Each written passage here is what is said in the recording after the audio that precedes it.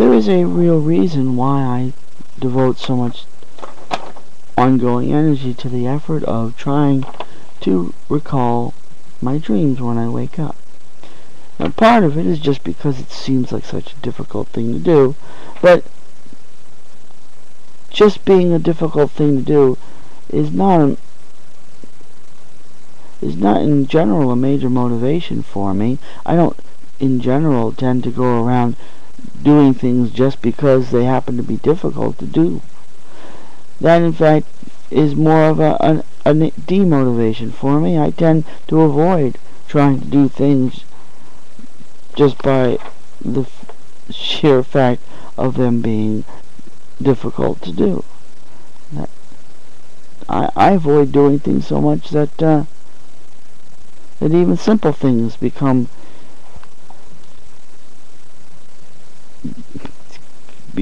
to seem difficult and too difficult for me to even manage to try to attempt doing. So it's not just, I'm not trying to remember dreams just because it's a difficult thing to do.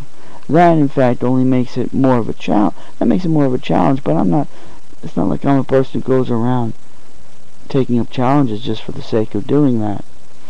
Now, the real reason that I devote so much energy to trying to recall dreams is because there's always this notion, this feeling, there is this underlying feeling that there is some kind of a general understanding, a level of understanding that I am experiencing in my dreams that seems to immediately vanish when I wake up. And that is really the thing that motivates me and keeps pushing me to try to make this effort to reach back and grasp at this thing. The thing that I'm trying to grasp at is this sense that somehow in my dreams I'm not only seeing different experiences or going through different experiences, but there is this level of understanding something, some different level of experience that immediately evaporates. Just poof, it vanishes as soon as I wake up. And it's like, oh, now I can't remember why was I doing this? Why was I making this motion or reaching out in this direction or trying to go towards? It was the sense of the purpose of it seems to completely vanish, and it seems like this could be very well the sort of experience that, if we were to presume that in fact on physical death that there's some kind of continuation of our minds, whether you want to call it spirit or mind or consciousness, whatever it is, that which we think of as ourselves while we are alive, other than our physical material selves, which most of us, I think, at least those of us who are thinking people, do not tend to think of the physical mass of our flesh and bones and blood as being what really constitutes who we are.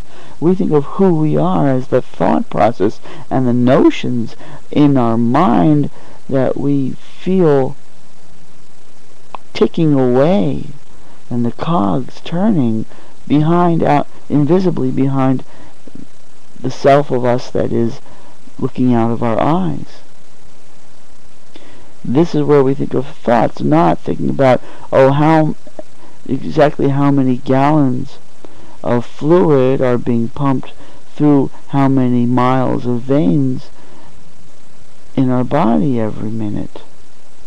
That's something some physician and some can conduct statistics about, measuring how many gallons of plasma flow through how many miles of your veins and arteries and capillaries per minute.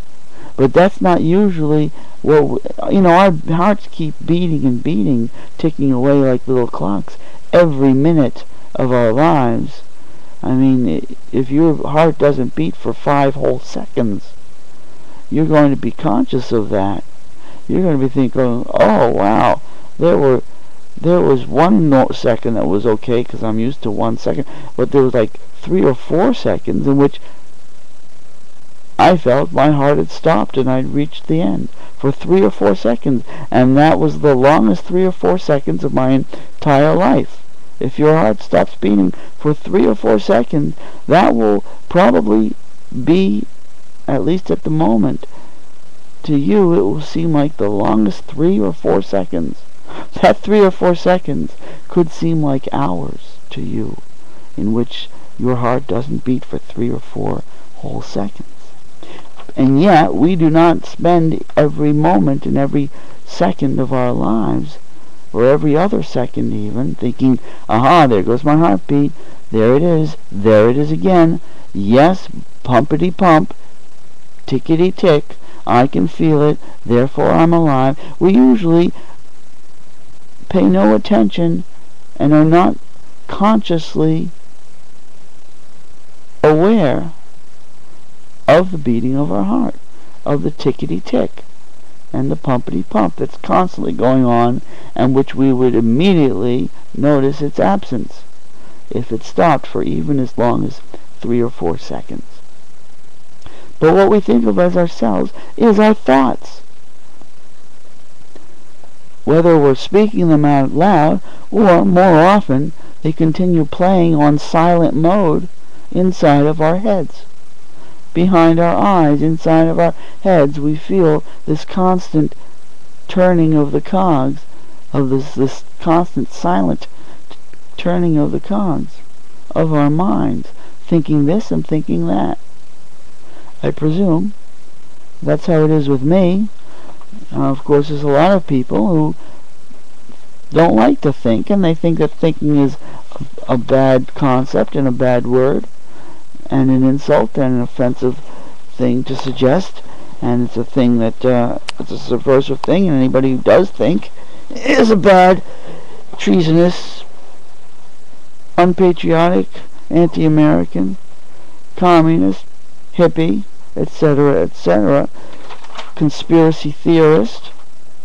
Because one thing about being a conspiracy theorist is a person who is allegedly a conspiracy theorist is usually a person who has thoughts that the mainstream is supposed to shun, but continues to have thoughts regardless of the alleged subversive nature of their thoughts, because their minds are working and the cogs in their brains keep turning regardless of how many and how powerful those people trying to insist that it is a subversive thing to let the cogs of your mind continue to turn. There are still people who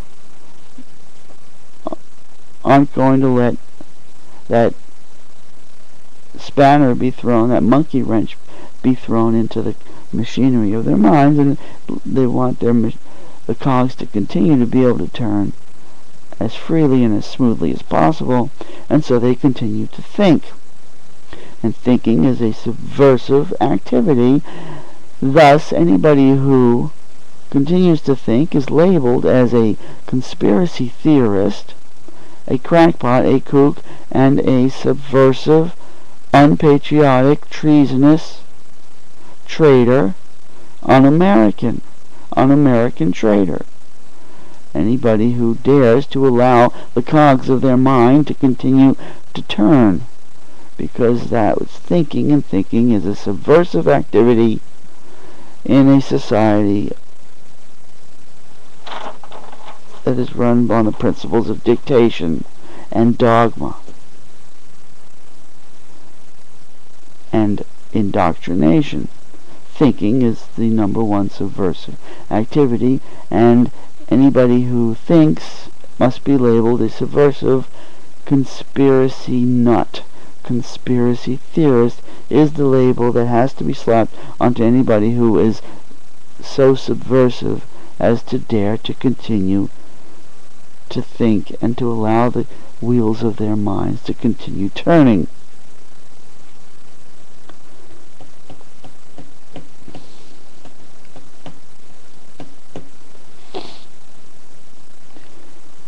So that is the situation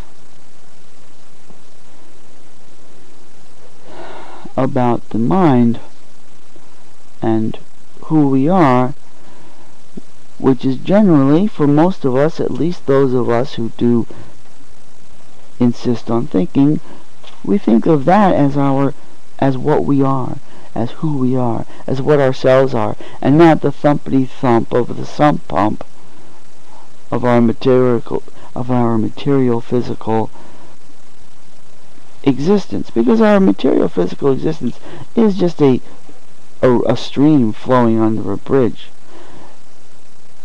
We aren't a physical.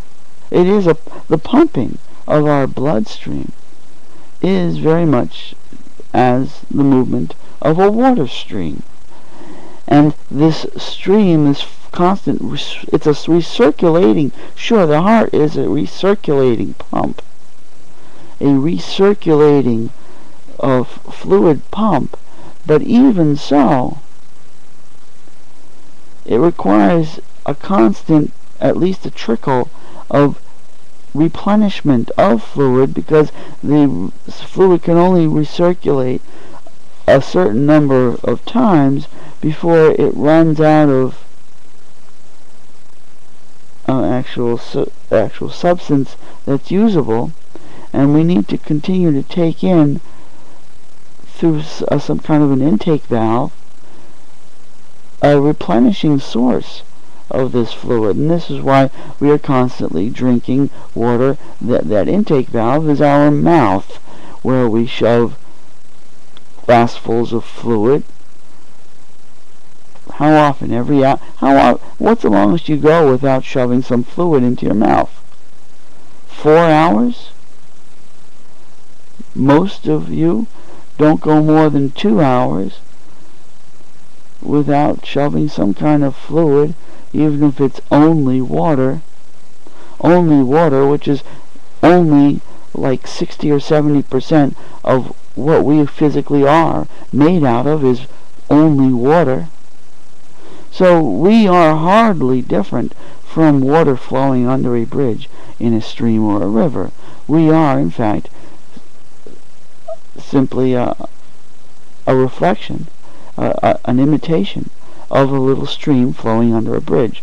But the bridge is what we think of as ourselves as we watch the water flowing. The bridge is like our skull, that we're standing on top of this bridge, our skull, watching the water flow day after day, minute after minute. We keep watching the pump recirculating, and there's always a little runoff valve of that fluid which has pretty much been drained of all its nutrition, of all its usable nutrition at that point, and there's a little runoff valve where that flows out, and then there's the intake valve where the fresh supply comes in. That's our mouth. And we're constantly watching this stream and this recirculating activity, this whirlpool of recirculating fluid going on through ourselves. So who and what are we? Are we the fluid? Are we the material substance, or is the material substance merely that which flows under the bridge? And the bridge is pretty much what we think of as our own identity, watching this process going day after day, as long as we continue to exist. But what happens if you reach the point where you've seen it, you've seen it, and it continues? You can see it's the same process day after day, and it's never going to change or improve. And eventually you say, well, I'm done with standing here on this bridge throwing sticks and watching them flow down to the other side, and it's time to walk off the bridge. And that's what we call death. Death is just walking off of the bridge, and who knows where we're headed then.